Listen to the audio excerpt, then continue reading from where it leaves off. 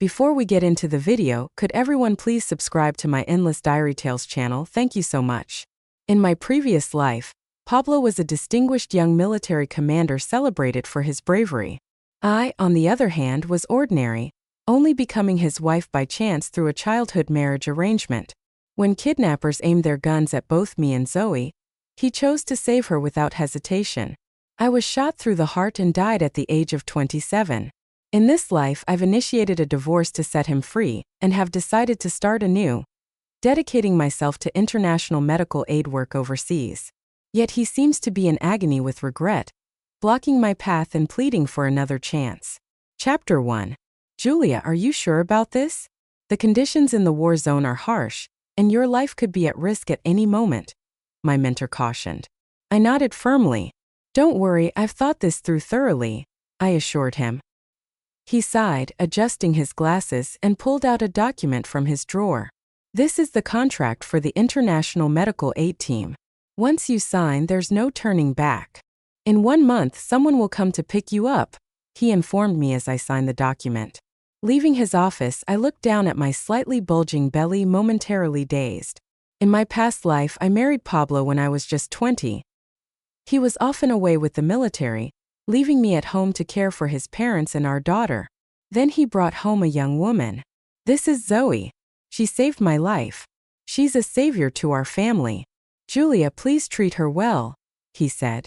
Zoe was beautiful, gentle, and competent. Pablo found her a job as his secretary. They were always seen together, mistaken by many as a couple, a match made in heaven. Even his parents were charmed by her, delighted beyond measure. One evening, as I was washing dishes, I accidentally overheard my mother-in-law caressing her hand, saying, "If only Zoe were my daughter-in-law. You and Pablo are a perfect match, just met a bit late," she added. Zoe smiled coyly, glancing triumphantly in my direction. Even our daughter became her avid fan, convinced that I was inferior in every way.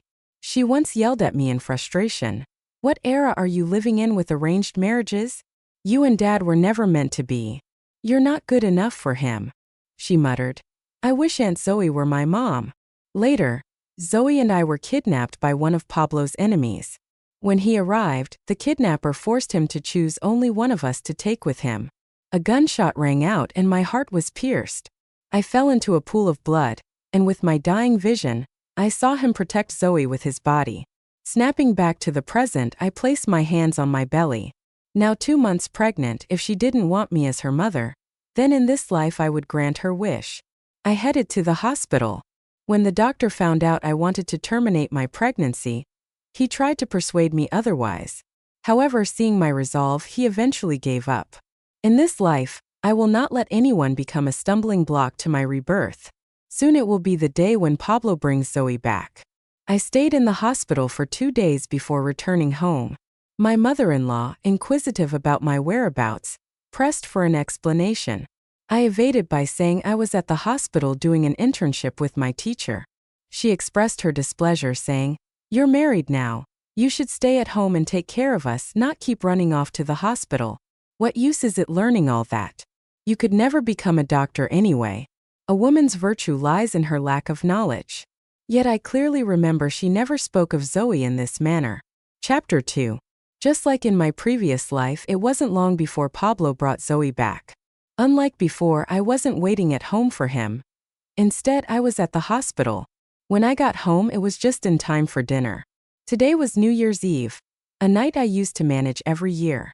But this year, unable to reach me, my mother-in-law had prepared a lavish dinner herself. "You know how to come back," she remarked with a displeased look.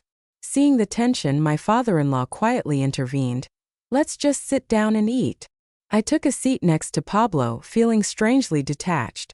He pointed at Zoe and introduced her. "This is Zoe, the woman who saved my life." I nodded and picked up my chopsticks to start eating. Julia, Zoe doesn't know anyone here, so she'll be staying with us for now. You'll treat her well, won't you?" he added. I picked up a piece of braised pork and placed it in my bowl, meeting his gaze as I did so. "Pablo, don't trouble Julia. From now on, I'll take care of everyone. Don't you know what I'm capable of? I'll take very good care of your parents. Don't worry." Zoe said with a playful smile to Pablo. Ah, you really have a way with words. I like you more and more, my mother-in-law exclaimed, obviously charmed. Here, have some more fish. I bought it especially for you today, she continued, placing a piece of fish in Zoe's bowl. Pablo quickly intervened. Mom, Zoe doesn't eat cilantro. My mother-in-law looked down to see a bit of cilantro on the fish. Oh, take this piece then, and I'll pick another for Zoe. Watching them interact so harmoniously like a real family made me feel truly out of place. Perhaps sensing something, Pablo picked a shrimp from a dish and placed it in my bowl. Julia, I'm often not at home, and you've been working hard taking care of the house and my parents this year. This shrimp is my own recipe, try it, he urged. I stared at the shrimp in my bowl and then back at him, finding the situation absurd. Seeing no response from me, he looked puzzled. What's wrong? Pablo, I'm allergic to shrimp. Didn't you know? I asked. He froze, taken aback. Breaking the awkward silence, my mother-in-law scoffed. Allergies, schmallergies. People in the past would have been grateful to have shrimp to eat. Don't ruin everyone's mood during the new year. The disparity in how she treated me compared to Zoe was glaring. In my last life, I endured 5 years of submissive caregiving for Pablo's sick mother for this man. I must have been mad. I threw down my chopsticks and stood up, staring at my mother-in-law as I enunciated each word. Mom, if you're uneducated, I can educate you. Forcing someone to eat something they're allergic to, knowing full well they have an allergy and causing severe anaphylactic shock. Do you realize that's intentional homicide? Julia, is that how you talk to your mother? Pablo's father, who had been pretending to be invisible, finally couldn't hold back and scolded me. Apologize to your mother immediately. I laughed. My mother? What mother? My mother has been dead for a long time. Oh, if I remember correctly, she died saving you. At my words, Pablo's father faltered for a moment, his expression dazed. Then he fell silent and sat down. I didn't want to deal with them anymore and turned to leave. Suddenly, Pablo grabbed my wrist. Julia, apologize. He was furious. I forcefully shook off his grip and looked him straight in the eye. What? Have you really gotten so used to it that you think I'm your family's servant? How long has it been since the founding of the new China? Did your family somehow miss out on the reform and opening up? In an instant, shocked gazes turned toward me. In the past, I always treated them with excessive deference, never like I did today. I was just too angry, feeling that my past efforts were worthless. Their shocked expressions didn't surprise me. I ignored them and left the table, returning to my room. Hours later, when it had quieted outside, there was a knock on my door. I got up and opened it to find Pablo standing there. He handed me a cup of warm milk. Julia, I just heated up some milk. Have a bit, please. No need. Drink it yourself. I replied and was about to close the door. He stopped the door with his hand, looking at me helplessly. Stop being petulant. You need to take care of yourself for the baby in your belly. Today we were too much, and I apologize to you. Hearing him mention the baby, I looked down at my now flat belly and forced a bitter smile. Pablo, there are fireworks outside. Can you come out and watch them with me? Zoe popped out from behind him excitedly, pointing at the fireworks outside and coaxing him. Pablo paused, then nodded gently at her. All right, I'll take you to watch the fireworks. Zoe, getting the answer she wanted, happily put on her coat to get ready to go out. Pablo was about to leave but suddenly turned around. Julia, do you want to come too? Zoe reluctantly tugged at his sleeve and muttered. Pablo, better not bring Julia along. She's pregnant, and it's not good if the fireworks explode near her. He gave me a troubled look and agreed. That's true. I shook my head. You go have fun. A look of guilt appeared on his face. Then you rest well at home. Mom said it's time for your prenatal checkup. I'll accompany you tomorrow morning. Before I could even respond, he was hurriedly pulled out the door by Zoe. Prenatal checkup. Back in my room, I received a message from my teacher. Julia, I've submitted your name. In half a month, you'll join the Moritz Medical Rescue Team. It's winter there now, so prepare some warm gear for any emergencies. The next day, I surprisingly slept in until 10 before getting up. When I opened the door, the house was empty. I grabbed something to eat and prepared to go to the mall to buy myself a down jacket. After receiving the message from my teacher yesterday, I went through my wardrobe and realized that over the years, I had hardly bought any clothes for myself. In the past, I pitted him for earning money, and almost all the living expenses he gave me were spent on household needs, rarely on myself. Thinking about it now, it was foolish. At noon, I took a taxi alone to the mall and headed straight for the counter. But just as I entered, I heard an exclamation. "This dress looks so beautiful." I looked over and saw Zoe and Pablo. They were still wearing the same clothes as yesterday. Zoe was holding a lace figure-hugging dress in front of her. "Pablo, do I look good in this?" Pablo nodded. "Beautiful." Zoe hesitated. "Isn't it too expensive?" "It's over 8,000. Pablo smiled, took a credit card out of his pocket, and handed it to the salesperson. "Wrap it up for me, please." The salesperson, beaming, took the card and complimented Zoe. "Your husband is really good to you." All of this unfolded before my eyes. Suddenly, I remembered that from the time I met him until now, he seems to have never given me anything. Chapter 4. It wasn't until he had paid and turned around to see me at the door that his smile instantly froze on his face. "Julia, what are you doing here?" For a moment, I felt like teasing him. I glanced at my watch. "Didn't you say you were going to accompany me to the prenatal checkup? You didn't come home last night, so I had to come out and look for you myself." His face turned pale instantly. He hurriedly explained. "Don't get me wrong, we stayed out late last night after the fireworks, and we didn't want to disturb your sleep, so we stayed out for the night." "Yes, Julia, don't think too much about it," Zoe chimed in.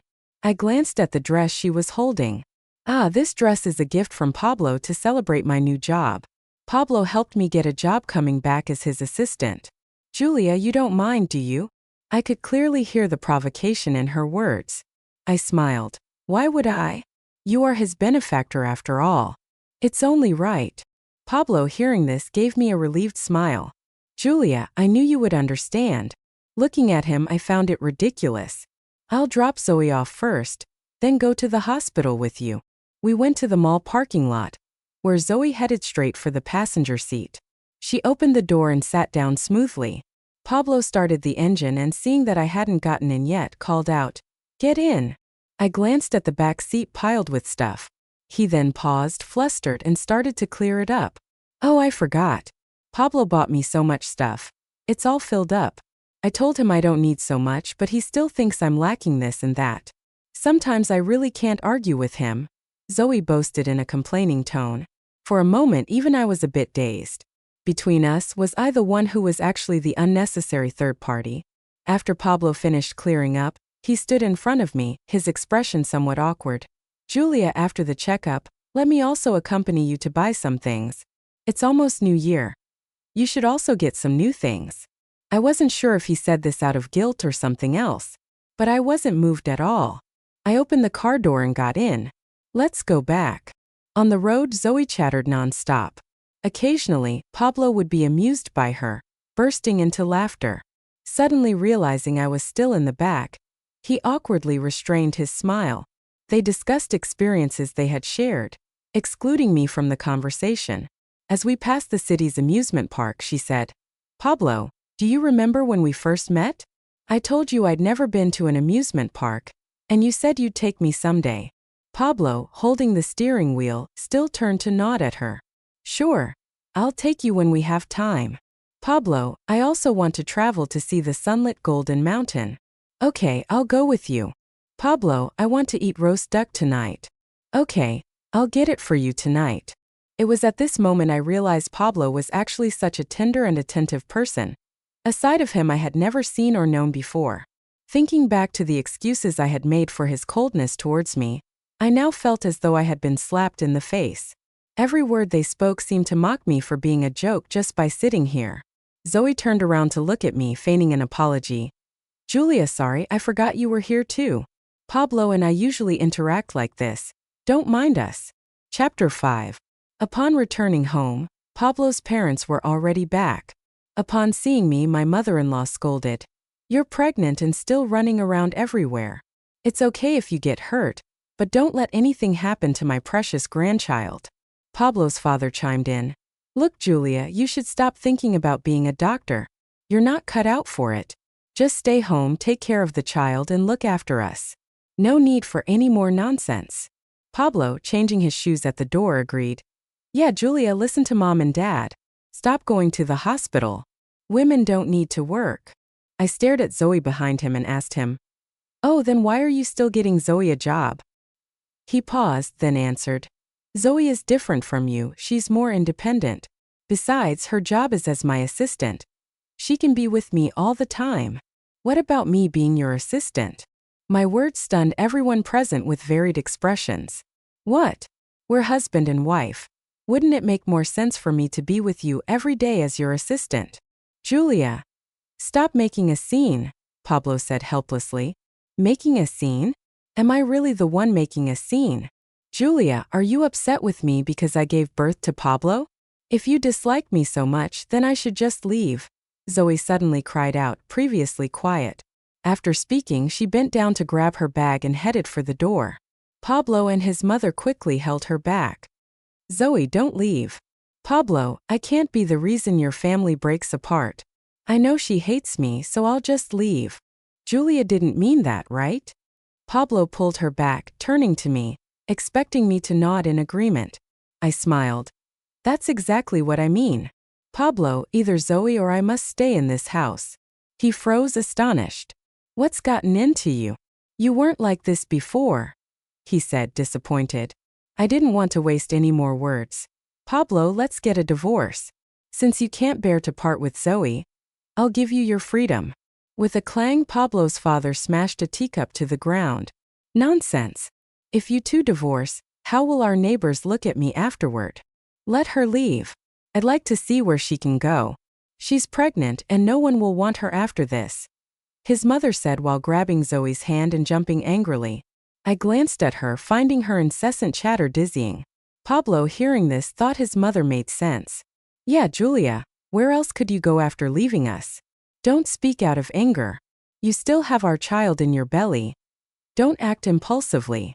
He reached out to pull me. I stepped back, distancing myself from him. The child? You still dream of me selflessly continuing your lineage, then serving your selfish family for a lifetime? Even slaves weren't treated as badly as me, right? I've already had an abortion. Forget about it. I pulled out the abortion report from my bag and threw it at them. His mother frantically picked it up, her face turning even paler as she read it. Clutching her chest, she yelled at me. Julia, how could you abort my grandson? Why? Because the child was in my body. I then looked at Zoe, who appeared frail. You all want a grandson so badly. Why not have Zoe give birth to one for your family? Julia, don't talk nonsense. Zoe and I aren't like that, Pablo retorted. Oh, I forgot. I overheard by accident that Miss Zoe can't get pregnant. Indeed, she can't bear you a child. In a past life, I had seen Zoe's medical report by chance. She looked at me incredulously. How did you know that? His mother broke down in tears. Seeing her reaction, Pablo and his father finally believed I wasn't lying to them. Snatching the report, Pablo opened his mouth, speechless for a long time before finally saying, You really did it. Pablo's father, overwhelmed with anger, fell to the ground. Banging his cane on the floor, he lamented. A calamity has befallen our family. Amidst the chaos, I grabbed my suitcase and headed for the door. Pablo chased after me and blocked the doorway. Julia, can you stop making a scene? I can overlook the abortion for now. His shamelessness nearly made me laugh. Pablo, did I really give you too much face before that you've become so shameless? Now it is I who want a divorce, not me begging you for forgiveness. I pulled out a divorce agreement from my bag that I had prepared earlier and threw it at him. I've already signed my name.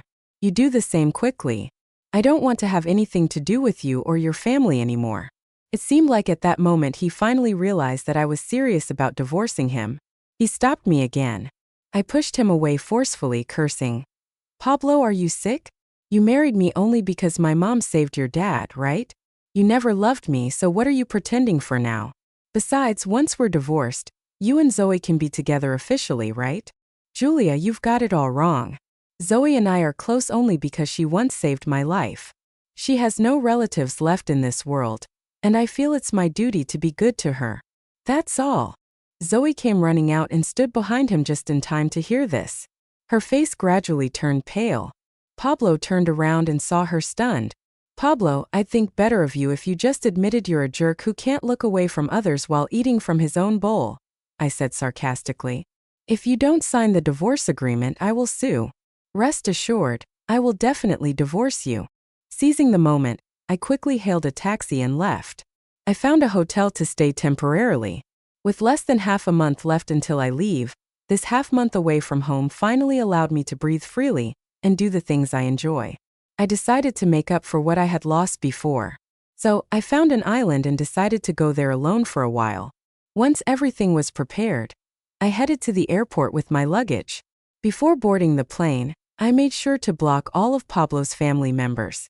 A good vacation should not be ruined by them. I enjoyed myself on the island for over a week. It was only when I received a call from my teacher that I realized I had only 2 days left before joining the rescue team. He had booked a return flight for me and asked me to meet him at the hospital. After leaving my luggage at the hotel, I hurried to the hospital. Just at the entrance, a hand grabbed me.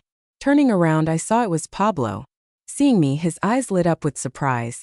Julia, it's really you. You have no idea how long I've been looking for you. You blocked me and I couldn't contact you. As he spoke, he lowered his head and gave a bitter smile. I realized that once I couldn't call you, I had no other way to find you. I don't even know if you have any friends. It seems I really didn't care about you enough in the past. I was in a hurry and didn't want to be delayed by him. I shook off his hand. Pablo, did you forget the divorce agreement I gave you? Stop pretending to care now. You know very well how you've treated me. With that, I started to walk away. He followed me. Julia, can you give me another chance? My mother is in the hospital now, and these days taking care of her there made me realize how hard it was for you every time she and Dad were sick. You were so tired taking care of her, and yet you still had to rush back to cook for Dad. I've realized how hard it is to take care of this home.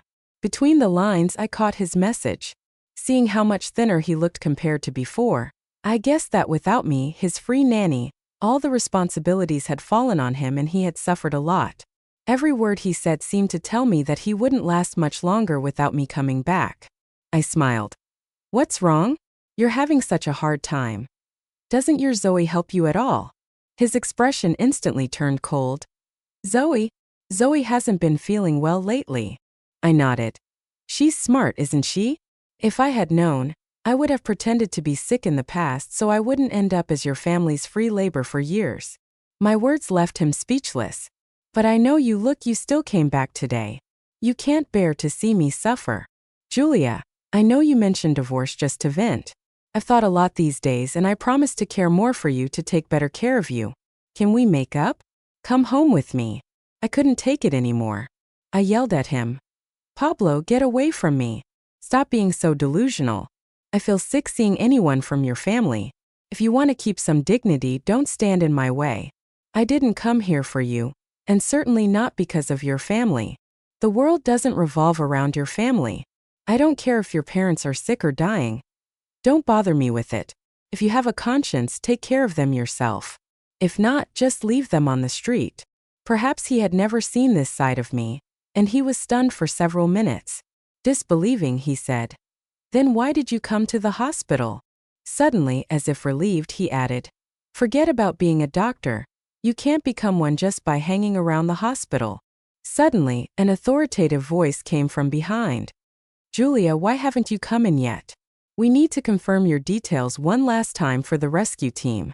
I turned around and my teacher and his assistant stood behind me. I nodded and apologized. "I'll be right there, Professor." Then I turned back to Pablo and warned him, "Keep your distance. Don't bother me anymore." Chapter 8. What rescue team? He asked in pursuit. Does it concern you? I rolled my eyes and ran towards Professor Hu.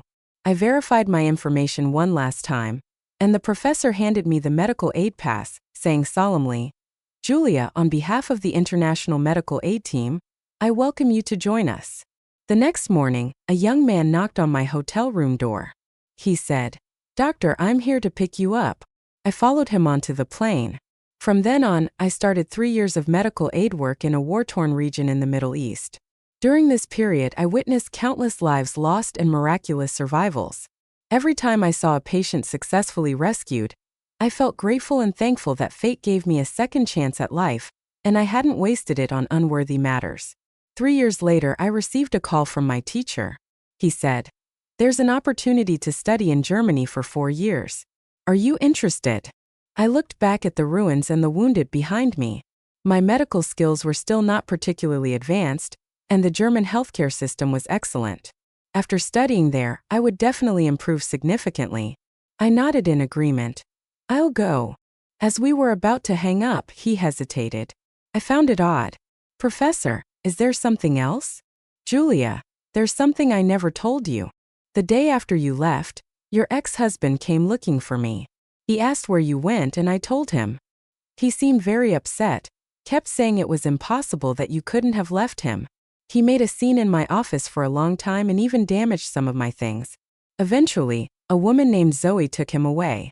I initially thought he was really heartbroken about your departure, but a few months later, he openly started dating that woman. I thought that was the end of it, so I didn't mention it to you. But a few days ago I heard some big news. He suddenly gossiped that Zoe was arrested and Pablo has been suspended, and is also being taken in for investigation." "What?" I was surprised. He slowly added, "That Zoe, she's a traitor. She approached Pablo with an agenda from the start. That whole family was foolishly deceived by her. Pablo not only lost his job but might also face other penalties. It's a good thing you decisively divorced that fool back then." I recalled that in my previous life before I died, this had not happened. Had Zoe not succeeded last time, I shuddered. Fortunately, she was caught this time. As for Pablo, he got what he deserved. After wrapping up my work here, I flew to Germany to start my studies. 4 years is neither long nor short. I lived every day to the fullest and indeed learned a lot. On the day I finished my studies, I received an award from the academy. They told me that I was an outstanding doctor. In the blink of an eye, it had been 7 years since I left. My teacher invited me back home. He was getting old and said, "Julia, you are my best student. I will be at peace handing over the hospital to you." Chapter 9. On my first day on the job after the meeting, my assistant took me back to the office. As we passed the inpatient department, I was suddenly stopped by a familiar yet shocked voice. "Julia." I turned around to see my mother-in-law's astonished expression. "Is it really you?" She excitedly tried to come over. "Where have you been all these years? Why didn't you contact us? We've been looking everywhere for you." My assistant intervened. "Ma'am, please don't get agitated." However, she brushed off the assistant's hand, shouting, "She's my daughter-in-law. What does it have to do with you?" Suddenly, a man in a security uniform ran up behind her and restrained her. "Mom, you just had surgery. You can't get agitated." Our eyes met and I recognized the man, now much haggard, as Pablo, whom I hadn't seen in 7 years. He recognized me and immediately looked down and turned away. My mother-in-law was still shouting at me, calling me her daughter-in-law. My assistant stepped forward to interrupt her. "Ma'am, this is our director, not your daughter-in-law. Please show some respect." Hearing this, Pablo stiffly turned around, his gaze fixed on me. "Julia, you really became a doctor." I nodded to my assistant to let her know she didn't need to intervene. I stepped forward and extended my hand to Pablo. "Long time no see." He hesitated for a few seconds, giving a bitter smile, and reached out his hand. "Long time, Director." He escorted his mother back to her room, and then we went to the hospital's cafe. He told me his father had died 2 years ago at a time when his mother was hospitalized, and he was taken away for questioning, leaving only his father at home. He fell down the stairs, and no one found him until much later when a neighbor noticed something was off and called the police. Since then, my mother's health has deteriorated.